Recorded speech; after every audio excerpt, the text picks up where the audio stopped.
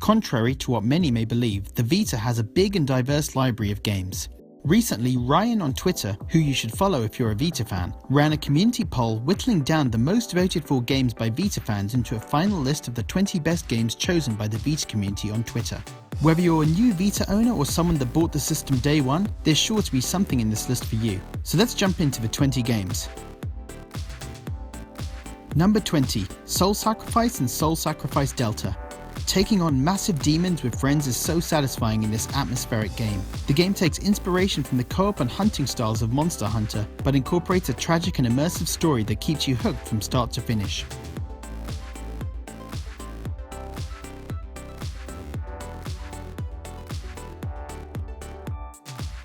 Number 19, Zero Escape, The Nonary Games. The Vita has amassed a decent collection of visual novels, and the Zero Escape games are some of the best. With a complex story, a web of multiple endings and some tricky puzzles, these games have found a lot of popularity on the Vita.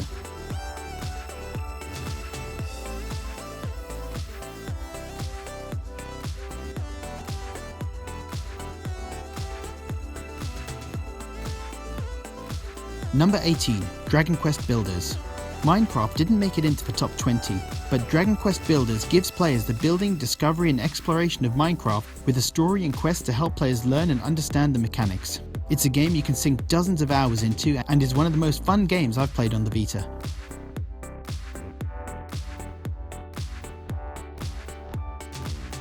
Number 17, Dragon's Crown. Do you remember Golden Axe in the arcade in the 80s? Well, the best way I can describe Dragon's Crown is a modern reimagining of Golden Axe.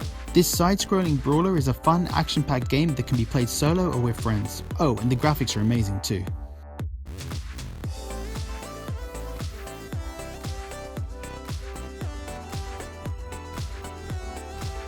Number 16, Muramasa Rebirth. Originally released on the Wii and the second Vanillaware game on the list, Muramasa is a 2D fighter where you explore a map of 2D environments, battle hordes of enemies and take down huge bosses. The action is fast and challenging with gorgeous sprites and backgrounds. Number 15, Digimon Story Cyber Sleuth. The Vita will never have a Pokemon game, but at least we've got Digimon with its colourful visuals and old school JRPG gameplay to keep us busy.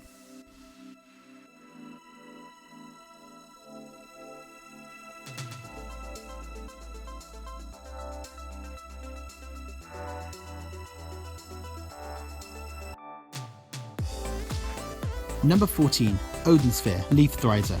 Vanillaware released 3 games on Vita, Odinsphere, Muramasa and Dragon's Crown, and all 3 made it into the community top 20. Odinsphere is a 2D fighter like Muramasa set in a fantasy world with dragons, fairies and wizards. The graphics, as usual for Vanillaware games, look amazing. The action is tight and fast paced like Muramasa, but the story surpasses both Muramasa and Dragon's Crown.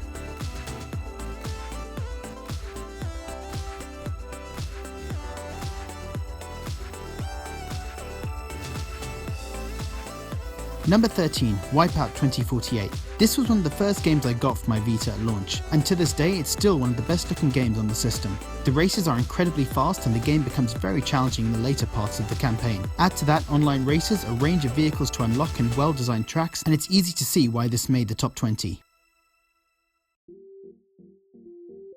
Number 12, Ys Memories of Celceta. A fun, fast-paced action RPG that's easy to pick up and play and one of the best Ys games ever made.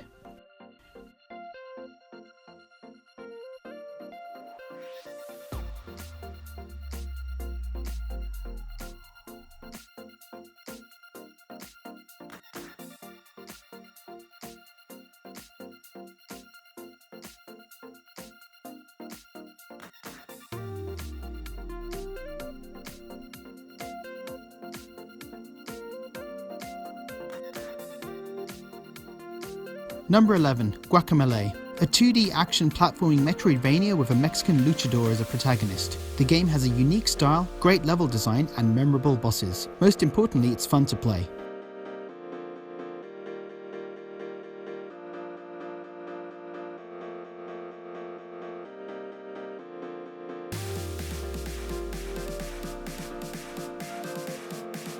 Number 10, Freedom Wars.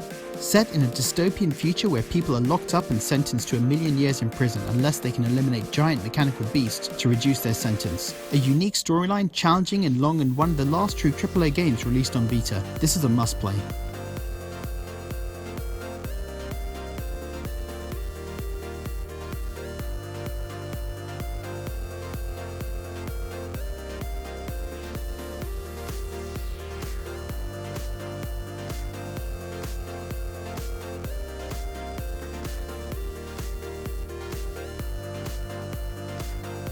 Number 9. Hotline Miami 1 and 2. Although the Vita has a ton of amazing indie games, not many of them made it onto this list. Hotline Miami 1 and 2 were the highest rated indie games. Top-down, fast-paced action games with a strange and compelling story that you can get lost in for hours or just play for a few minutes.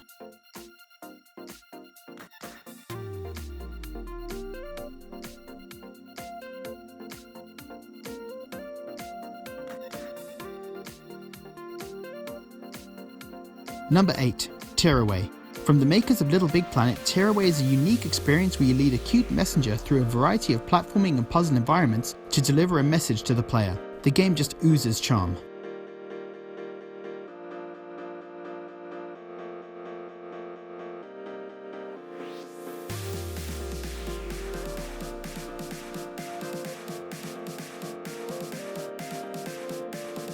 Number 7. Steins Gate 1 and 0. Another visual novel series, Steins Gate has a complex unfolding sci-fi story with great art to go with it.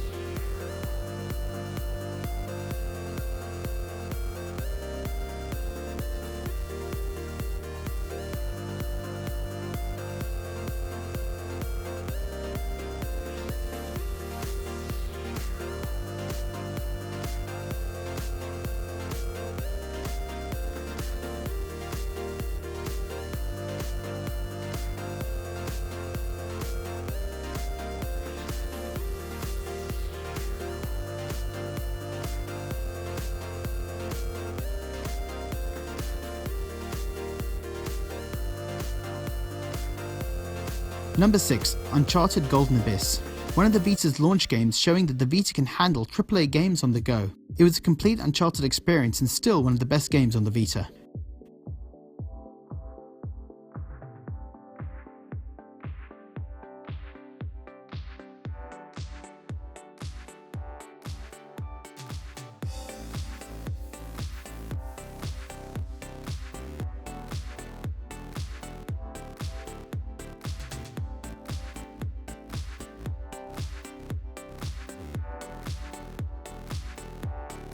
Number 5. Trails of Cold Steel 1 and 2. Role-playing masterpieces set in a military academy, the story for 2 follows directly from 1, making them 2 games that must be played together.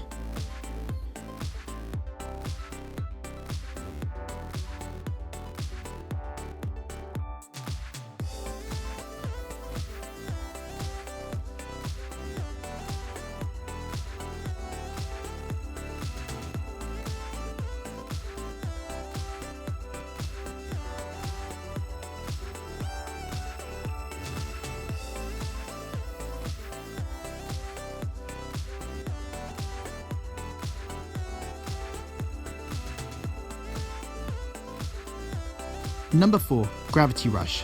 A unique story, a beautiful, well-designed world, and a likable protagonist. It's a game that makes you feel like a superhero, and the world's a joy to fly around and explore.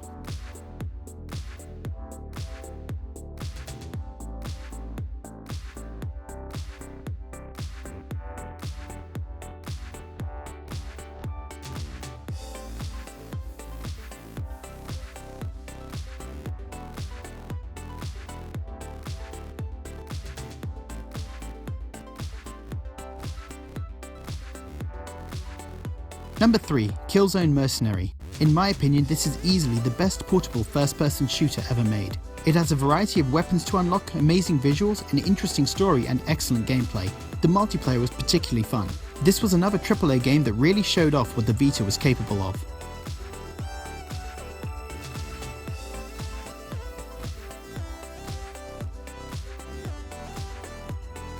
Number 2. Danganronpa 1 and 2. The Danganronpa series has become synonymous with the Vita. The first Danganronpa had you trapped in a high school trying to solve mysterious murders. The second game expanded and improved on the first game in many ways and was just as addictive.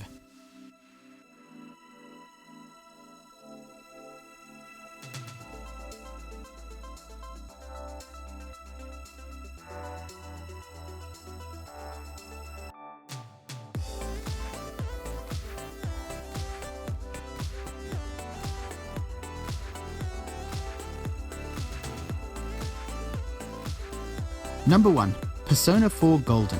What can I say about Persona 4 Golden that hasn't already been said? It's a turn-based RPG at its core gameplay, but the real highlight is the story, characters, and forging bonds with the characters in the game. It was a game that made you feel like you were experiencing life as a Japanese high schooler, albeit a high schooler that can enter another dimension with his friends to battle monsters and solve murders. My first playthrough of the game took 70 hours, and that was without experiencing all the different endings. This is a game that all Vita owners should play.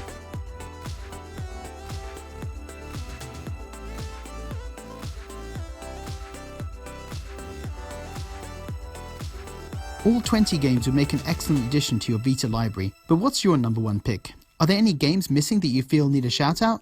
Having now finished Salt and Sanctuary, I wonder if that would have made the list if it was redone today. Leave a comment below and don't forget to follow Ryan. His Twitter address is in the description, and thanks for watching.